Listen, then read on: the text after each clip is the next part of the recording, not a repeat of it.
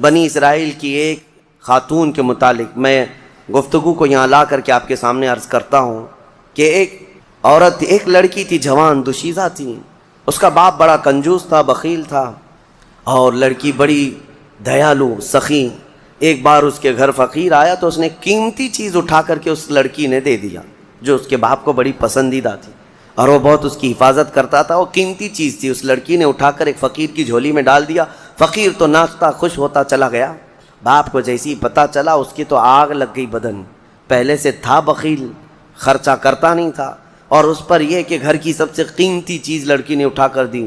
غصے میں آیا اور اپنی بیٹی کا ہاتھ کاٹ دیا. یہ ظالم تھا. کہا کہ تو نے اٹھا کر دیا کیسے؟ بہرحال بات آئی گئی ہو گئی، جوان ہو گئی. اس کی شادی کی بات تھی، خوبصورت بہت تھی لیکن ہاتھ نہیں تھا. بہرحال ایک بہت مالدار گھرانے کا ایک نوجوان، اس زمانے کا شہزادہ تھا، اس کو یہ لڑکی پسند آ گئی لیکن ہاتھ دکھایا نہیں. جب لڑکی کی پسند چل رہی تھی یا لڑکے کی منہ دکھائی چل رہی تھی تو اس نے ہاتھ اندر چھپا رکھا تھا، کیونکہ دکھائیں گے تو عیب ہے اور جلدی کوئی شادی نہیں کرے گا. اسی پر وہ پسند کر لیا اور شادی فکس ہو گئی. لیکن کسی کو پتہ نہیں تھا، دولہے کے گھر والوں کو، کہ لڑکی کا ہاتھ نہیں ہے. وہ اپنے جبے میں اندر چھپائے رہتی اپنے کپڑوں میں. پھر چند دنوں کے بعد جب شادی ہوئی، گھر پہنچے، دلہن کو لے جا کر کے وہ اپنے گھر سجا سنوار کر لایا. اس کی بڑی ارمان تھی، بڑی خوبصورت عورت میرے گھر آ رہی. اخلاق کی بھی اچھی تھی، سیرت کی بھی اچھی، صورت کی بھی اچھی. لیکن رات کو جب دسترخوان پر بیٹھتے ہیں، اب ہاتھ تو تھا نہیں، سب کے سامنے کھانا تو ہے اور سیدھا ہاتھ غائب ہے. کیسے نکالے ہاتھ؟ بائیں ہاتھ سے کھائے تو لوگوں کو پتہ چلے. وہ خاموش بیٹھی رہی. اب اسے اندازہ ہونے لگا کہ میرا یہ عیب کھل جائے گا، میں کب تک اس کو چھپا کر کے رکھوں گی؟ کب تک؟ میرے گھر کی ماں اور میرے گھر کی عورتوں کے کہنے پر اب تک چھپائی رہی، لیکن اب کب تک چھپاؤں؟ اس کی آنکھوں میں آنسو آ گئے. پھر اس کے بعد لوگوں کا اصرار بڑھتا گیا کہ چلو کھاؤ، کھانا تو شروع کرو.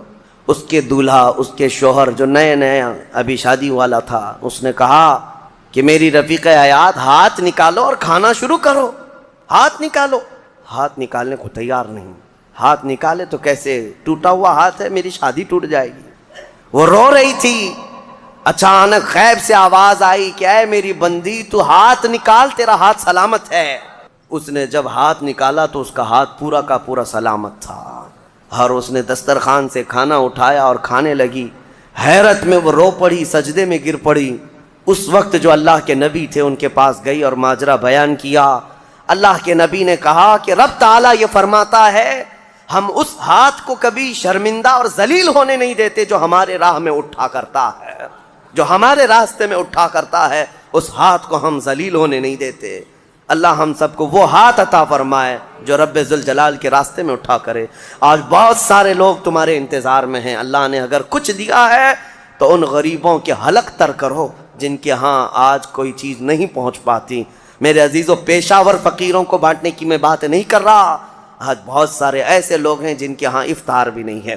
ہم نے سنا اور ہماری طرف سے جو ہو سکتا ہے، ترکی میں، شام میں، یمن میں جو لوگ خدمات کر رہے ہیں، اللہ ان کو سدا سلامت رکھے. لیکن کئی گھر ایسے ہیں جو پانی پہ سحری کر رہے ہیں اور پانی پہ افطاری کر رہے ہیں. اس کے علاوہ ان کے پاس کوئی چیز نہیں. بہت ساری ایسی خبریں آتی ہیں. عرب دوست جو ہمارے وہاں بیٹھے ہیں وہ کہتے ہیں بچے اتنے مجبور ہو جاتے ہیں کہ رات کے وقت گھاس نکال کر کے کھا لیتے ہیں اپنے پیٹ کو. یہ ظالموں نے اتنی بمباریاں کی ہیں، سپر پاور طاقتیں ان کے منہ سے لقمے تک چھین چکے ہیں. لیکن آپ کو پتا ہے جو سونے کے ٹوائلٹ بنانے والی یا عربوں کی عیاشیاں، ایک لقمہ ان غریبوں تک نہیں پہنچا پاتے ہیں. ایک لقمہ عراق، یمن، شام، فلسطین میں نہیں پہنچا پاتے. لیکن آپ حضرات اگر اپنا مال پہنچا نہیں بھی سکتے تو کم از کم ان غریبوں کا احساس تو کرو.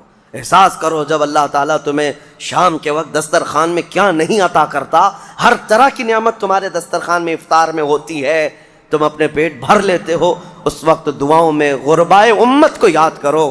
اے اللہ، تیرے حبیب کی وہ بھی امت ہے جن کے حلق آج تر نہیں ہو پاتے، اور میرے دسترخوان کو تو نے نعمتوں سے بھر دیا ہے. طاقت و قوت ہے تو اپنا مال ان غربا تک پہنچاؤ اور اپنا مال نکالو، ورنہ یہ عذاب الہی کے بھی شکار ہوں گے اور تمہارا مال بے برکتی کا سبب بنے گا.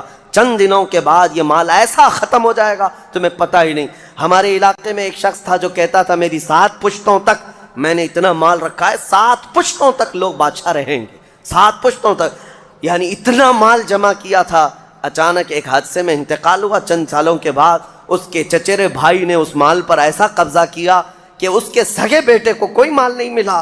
آج بھی وہ شخص موجود ہے، 10 روپے کی بھیک مانگتا ہے، اسی بڑے مالدار کا آدمی، وہ اپنے پان کے لیے، اپنے کھانے پینے کے لیے 10 روپے کی بھیک مانگتا ہے، جس کا باپ کہتا تھا کہ 7 پشتوں تک میرا مال چلے گا۔ میرے عزیزو، رب تبارک و تعالیٰ کے چاہے بغیر کچھ نہیں چلے گا۔ آؤ اللہ رب العزت کی بارگاہ میں دعا کرتے ہیں کہ مولا کریم ہمیں دنیاوی مال اور حرص سے محفوظ فرمائے، اور رب قدیر ہمیں اس کی بارگاہ میں جانے کے وقت پاک و صاف اور ستھرا چہرہ لے کر جانے کی توفیق عطا فرمائے۔ مولا رمضان المبارک میں غربائے امت پر تو رحم فرما دے، یمن، شام، فلسطین، عراق، افغان، برما، جہاں جہاں مسلمان قسم پرسی کے عالم میں ہے، اے رب کائنات اس رمضان میں انہیں کشادگی عطا کر دے، ان کے لیے امن و امان پیدا فرما دے، ان کے دسترخوان کشادہ فرما دے، انہیں خوشحالی کی طرف لے آ۔ اے اللہ تیرے حبیب کی امت جو بلک رہی ہے اس کی تو دستگیری فرما۔ وصلی اللہ تعالی علی خیر خلق محمد وآلہ وصحبہ اجمعین، وآخر دعوانا ان الحمد للہ رب العالمین۔ علل اعلان یہ کہتے تھے، حضرت خبیب ابن عدی جب پھانسی پر چڑھائے گئے، سولی دی جا رہی تھی اور انہیں مکہ والے پتھر مار رہے تھے، تب انہوں نے اعلاناً یہ کہا تھا کہ مجھے اس بات کی پرواہ نہیں کہ لوگ مجھے کیا کیا گالیاں دے رہے ہیں، مجھے اس بات کی پرواہ نہیں کہ تم میرے ہاتھ کاٹ رہے ہو، ناک کاٹ رہے ہو، کان کاٹ رہے ہو اور گلا کاٹنے والے ہو، مجھے اس بات کی پرواہ نہیں، لیکن مجھے اس بات پر فخر ہے کہ میں مر رہا ہوں تو اللہ کی رضا میں مر رہا ہوں، میں اگر دنیا سے جا رہا ہوں تو حالت اسلام میں جا رہا ہوں، اس بات کا مجھے فخر ہے۔ عزیزان گرامی وقار، اسی بات کی آج ضرورت ہے کہ آپ کیا پہن رہے ہیں، کیا کھا رہے ہیں، کس طرح چل رہے ہیں، کس طرح بیٹھ رہے ہیں، یہ لوگوں کے لیے نہیں ہے۔ ہماری زندگی کے طور طریقے جو کچھ بھی ہونے چاہیے وہ اللہ اور اس کے رسول کے لیے۔ ایک حدیث میں آپ کو بتاتا ہوں جس کا آخری والا حصہ گفتگو کا اصل مقصد ہے۔ ایک بار رسول پاک صلی اللہ تعالیٰ علیہ وسلم مجلس میں بیٹھے ہیں صحابہ کے، ایک اجنبی شخص آیا، مجلس میں آیا، آ کر کے سیدھے حضور پاک صلی اللہ علیہ وسلم کے قریب بیٹھ گیا، اتنا قریب کہ اپنے گھٹنے حضور کے گھٹنے سے لگا لیا، قریب سے قریب ہو کر بیٹھا۔ صحابہ کرام اور بھی مجلس میں تھے، سب دیکھ رہے تھے، اور وہ اجنبی جو شخص آیا تھا اس کو کوئی بھی پہچانتا نہیں تھا۔ اس نے آتے ہی سوالات کرنا شروع کیا۔ سب سے پہلے اس نے پوچھا مل ایمان، ایمان کسے کہتے ہیں؟ رسول پاک صلی اللہ تعالیٰ علیہ وسلم نے جواب دیا، اس بات کا اقرار کرو کہ اللہ تبارک و تعالیٰ کے سوا کوئی معبود نہیں، محمد صلی اللہ تعالیٰ علیہ وسلم اللہ کے رسول ہیں، فرشتوں پر اور اللہ کی کتابوں پر، رسولوں پر، تقدیر پر، قیامت کے دن پر اور مرنے کے بعد دوبارہ زندہ ہونے پر یقین رکھنا۔ اس اجنبی شخص نے پوچھا مل اسلام، پھر اسلام کیا ہے؟ حضور پاک صلی اللہ علیہ وسلم نے اس کا بھی جواب دیا، اللہ کی وحدانیت اور محمد صلی اللہ علیہ وسلم کی رسالت کا اقرار کرنا، نماز پڑھنا، روزے رکھنا رمضان کے، زکوٰۃ دینا مالک نصاب کو، اور حج کرنا صاحب استطاعت کو، یہ اسلام ہے۔ 2 سوالات ہو گئے۔ تیسری مرتبہ اس نے سوال کیا مل احسان، احسان کیا چیز ہے؟ احسان نیکی کو کہتے ہیں، احسان یہی پورا تصوف ہے جس کو لے کر آج صوفیہ اکرام چلتے ہیں۔ اس نے پوچھا احسان کسے کہتے ہیں؟ اب جواب میں میرے آقا صلی اللہ علیہ وسلم نے 2 جملے ارشاد فرمائے، وہ ہماری پوری زندگی کو گھیرے ہوئے ہیں۔ کیا فرماتے ہیں؟ ان تعبد اللہ کأنک تراہ وإن لم تکن تراہ فإنہ یراک۔ رسول پاک صلی اللہ علیہ وسلم فرماتے ہیں احسان کا مطلب یہ ہے کہ تم اللہ کی عبادت ایسے کرو جیسے تم اسے دیکھ رہے ہو۔ عبادت، نماز کی بات نہیں، عبادت میں سب چیزیں آ جاتی ہیں، روزہ بھی عبادت ہے، زکوٰۃ بھی عبادت ہے، حج بھی عبادت ہے، خیرات بھی عبادت ہے، نماز بھی اس کا ایک حصہ ہے۔ اور رسول پاک نے فرمایا یہ ساری عبادت ایسے کرو جیسے تم اللہ کو دیکھ رہے ہو، اور اگر تمہاری یہ کیفیت نہیں آ پاتی تو ایسی عبادت کرو کہ اللہ تمہیں دیکھ رہا، یہ خیال تو آ جائے کہ اللہ تمہیں دیکھ رہا ہے۔ اب وہ شخص جو سوالات کر رہا تھا اس نے ساری چیزوں کو کہا صدقت، ہاں آپ بالکل سچ کہہ رہے ہیں، سچ کہہ رہے ہیں۔ حضرت عمر فاروق فرماتے ہیں کہ کون اجنبی ہے، خود سوال بھی کرتا ہے اور خود تصدیق بھی کرتا ہے، جواب ملنے کے بعد کہتا ہاں بالکل آپ نے صحیح کہا۔ آخر میں اس نے کہا متی الساعۃ یا رسول اللہ صلی اللہ علیہ وسلم، قیامت کب آئے گی؟ اس کے جواب میں رسول کریم صلی اللہ تعالیٰ علیہ وسلم نے مخفی انداز میں ارشاد فرمایا، جتنا پوچھنے والے کو معلوم ہے اتنا ہی پوچھے جانے والے کو بھی۔ ہاں یہ اور بات ہے کہ میں اس کی علامتیں تمہیں بتا دیتا ہوں۔ پھر فرمایا جب تم دیکھو گے کہ عورت اپنا سردار جننے لگ جائے، مطلب یہ ہے کہ ماں باپ پر لو بچے حکومت کرنے لگ جائیں، اور ننگے پیر چلنے والے نیچ ذات کے لوگ بڑی بڑی بلڈنگوں میں فخر کرنے لگ جائیں، بڑی بڑی عمارتوں پر فخر کرنے لگ جائیں، حکومتیں اور کرسیاں ان کے ہاتھوں میں آ جائیں، اور پھر جب تم دیکھو کہ گانے باجے کی کثرت ہو جائے، یہ دوسری احادیث کا مفہوم بھی اس میں آپ کے ساتھ رکھ رہا ہوں، زنا عام ہو جائے، تب تم انتظار کرو کہ قیامت بہت قریب آ چکی۔ میرے عزیزو، حضرت عمر فاروق رضی اللہ تعالیٰ عنہ فرماتے ہم سب سن رہے تھے اور وہ اجنبی آیا اور سوالات کیا اور چلا گیا۔ حضرت عمر کہتے ہیں میں فوراً مجلس سے اٹھ کر باہر گیا کہ اس کو پکڑ کر کے پوچھوں کہ اتنے اہم سوالات کہاں سے لایا تھا، لیکن رسول پاک صلی اللہ علیہ وسلم نے مجھے بلایا، ادھر آؤ عمر، وہ کوئی مسافر نہیں تھا، وہ جبرائیل امین تھے جو تمہارا دین سکھانے آئے۔ اتاکم جبرائیل یعلمکم دینکم، وہ تمہارا دین سکھانے تمہیں آئے تھے۔ بہرحال یہ حدیث جبرائیل اس کو کہتے ہیں۔ اس میں جو لفظ آیا ہے کہ تم اللہ کی عبادت ایسے کرو جیسے تم اسے دیکھ رہے ہو، یہ ہماری پوری زندگی کا حصہ ہونا چاہیے، پوری زندگی کا حصہ۔ اسی لیے میرے آقا صلی اللہ تعالیٰ علیہ وسلم سے سوال کیا گیا تھا، صحابہ نے پوچھا دنیا کی طاقتور چیزوں میں بڑی طاقت والی چیز کون سی ہے؟ ترتیب وار حضور اکرم صلی اللہ تعالیٰ علیہ وسلم نے ارشاد فرمایا لوہا ہے، لوہا بہت مضبوط چیز ہے۔ صحابی نے پوچھا کیا اس سے بھی زیادہ طاقتور کوئی چیز ہے؟ کہا ہاں اس سے بھی زیادہ اگر طاقت آگ میں ہے، کیونکہ آگ لوہے کو پگھلا دیتی ہے۔ پوچھنے والے نے کہا کیا آگ سے بھی زیادہ طاقت کسی میں ہے؟ حضور نے فرمایا ہاں پانی میں ہے، پانی آگ کو بھی بجھا دیتا ہے، پانی کی طاقت بہت زیادہ ہے، سونامی پانی ہی سے تو آتا ہے۔ اور اس کے بعد پھر پوچھنے والے نے کہا کیا پانی سے بھی زیادہ طاقت کسی کی ہے؟ آپ صلی اللہ علیہ وسلم نے فرمایا ہاں دنیا میں سب سے زیادہ طاقت ہوا کے اندر ہے، وہ پانی ہو کہ لوہا ہو کہ آگ ہو، سب کو ہوا اڑا لے جاتی ہے، اور ہوائیں جب جوش میں آئیں یا جلال میں آئیں تو بڑے بڑے پہاڑ بھی کھسک سکتے ہیں۔ ہواؤں کی طاقت کا اندازہ تم نہیں لگا سکتے، گھروں کی چھتیں اکھاڑ لیں گی اور لوگوں کو تہس نہس کر دیں گی ہوائیں اگر جلال میں آئیں۔ تو پھر پوچھنے والے نے پوچھا کیا اس سے بھی زیادہ طاقت کسی کے اندر ہے؟ حضور پاک صلی اللہ علیہ وسلم نے فرمایا ہاں ایک چیز میں ہے اور اس سے زیادہ پھر کسی کی چیز میں نہیں۔ پوچھا وہ کیا ہے؟ میرے آقا صلی اللہ علیہ وسلم فرماتے ہیں اس ہاتھ میں ہوا سے زیادہ طاقت ہے جو اللہ کی راہ میں عطا کیا تو دوسرے ہاتھ کو خبر نہ ہوئی۔ یہ اخلاص والا ہاتھ، اخلاص والا ہاتھ کہ اسے خود خبر نہ ہوئی ہو کہ اس نے اللہ کی راہ میں دیا ہے تو کتنا دیا، کیسے دیا۔ میرے عزیزو یہ اس کو اخلاص کہتے ہیں، یہ خالص اللہ کے لیے دیا، خالص اللہ کے لیے دیا، اس کی طاقت بہت زیادہ ہے۔ اب آپ کو میں وہ نکتہ بھی سمجھا دوں، اولیاء اکرام کی کرامتیں سنتے رہتے ہیں، میاں وہ کیا کھا کر کے اتنی طاقت بنائے تھے۔ غوث پاک رضی اللہ تعالیٰ عنہ بغداد میں بیٹھے ہوں اور دریا میں اگر سیلاب یا طوفان آ جائے اور کشتی بھنور میں پھنسنے لگے تو کئی واقعات ہیں کہ کشتی میں بیٹھے ہوئے مسافروں نے دیکھا کہ غوث پاک تشریف لائے، ان کی کشتی کو سل دیا، سنبھالا۔ جن کشتیوں میں پھٹن تھی یا پانی آ رہا تھا، یہ طاقت کیسے، یہ تصرف کیسے ان کے پاس حاصل ہوا؟ کوئی کھانا پانی ایسا ہے دنیا میں جس کو کھانے کے بعد اتنی بڑی طاقت مل جاتی ہے؟ میرے عزیزو یہ اولیاء کاملین کے پاس جو بھی طاقت تھی وہ اخلاص کی طاقت تھی، وہ جو عمل کرتے تھے وہ خالص اللہ کے لیے کرتے تھے، خالص اللہ کے لیے، اور وہ اپنے آپ کو تک فنا کر چکے ہوتے اللہ رب العزت کی بارگاہ میں۔ اسی لیے میرے عزیزو ان طاقتوں کے سامنے دنیا کی کوئی طاقت ٹک نہیں پاتی، اخلاص کی طاقت۔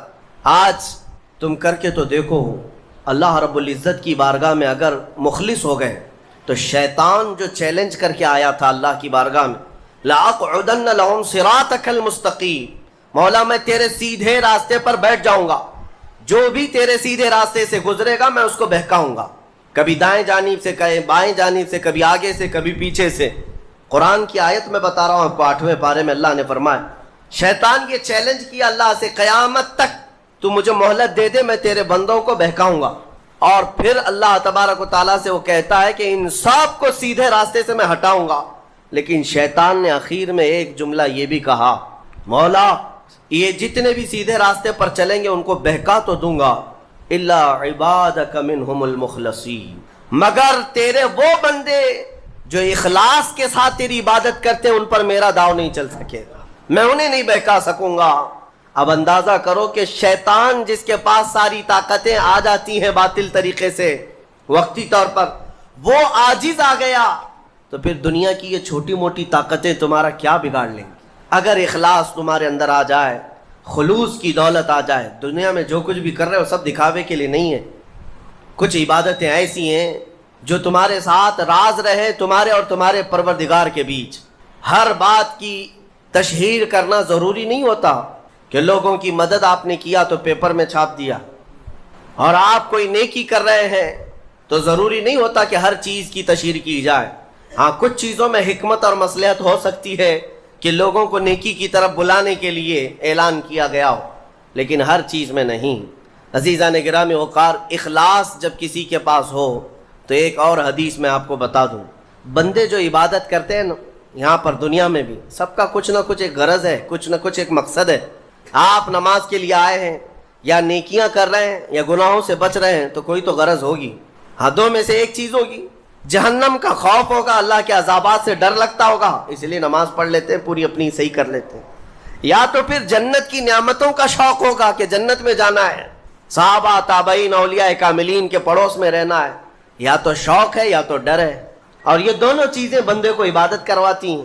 قیامت کے دن کے متعلق حدیث میں ملتا ہے, جب بخشے گئے ہوئے لوگ جن کو جنت بھیجا جا رہا ہے, جنتیوں کی بات کر رہا ہوں عام کی نہیں, تو اس میں 3 کیٹیگری ہوں گی.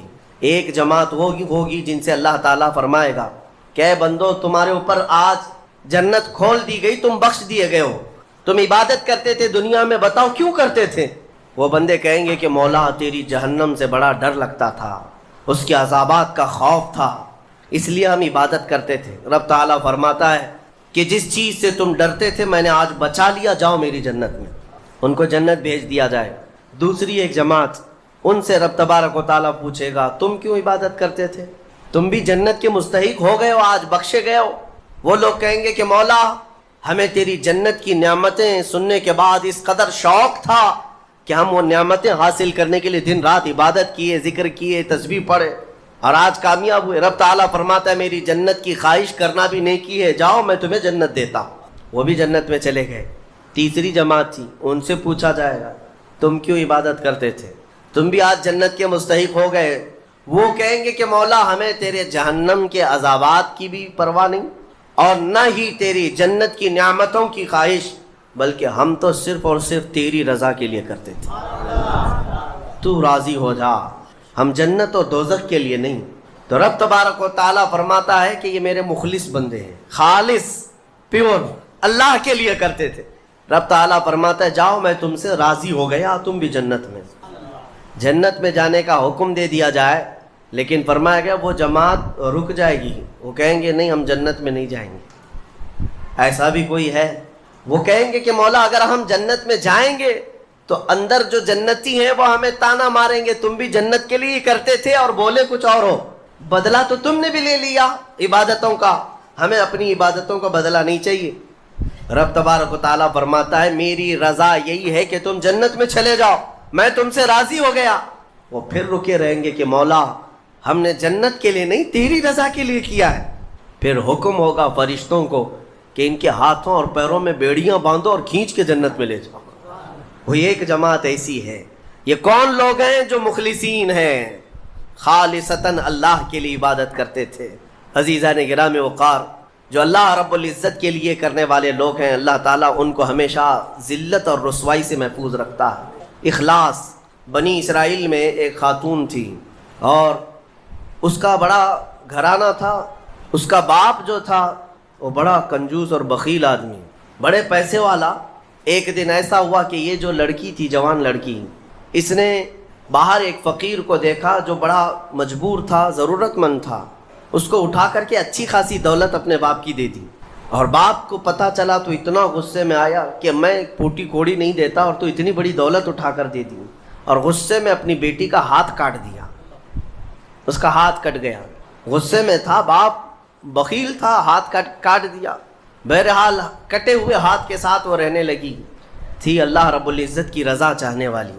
کئی دن تک اسی طرح گزر گئے۔ اب باپ بڑے پیسے والا تھا اس زمانے میں، وہ ہاتھ چھپا کر کے رہی۔ پھر اس کا رشتہ آیا ایک بہت بڑے خاندان سے، اور بڑے خاندان کا جو شہزادہ تھا اس نے پسند کر لیا۔